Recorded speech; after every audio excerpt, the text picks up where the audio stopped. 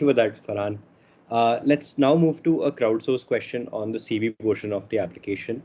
I'll just read it out for you. I'm in the top 40% of my class with a percentage that is slightly less than 65% required by KCL. What are my chances? Which universities should I aim for? See, I think it's worth a shot. So my percentage was, like I said, 61 or 62%. It did not meet the KCL standard anyway. But I think what helped was my work experience. I had worked for 2 years, I think by that point. I had worked in arbitration. So and even for UCL also has a similar 65% requirement.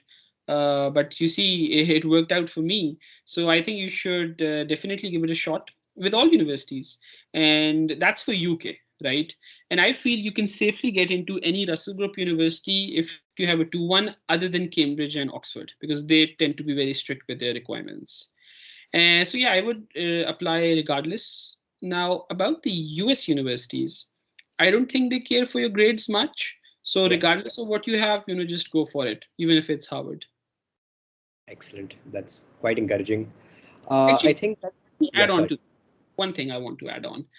If you're a final year law student, I feel like universities like King's College London tend to give more weightage to your results at that point. Because what will happen is you'll get a conditional offer, which will Yeah. become unconditional when you achieve a certain grade.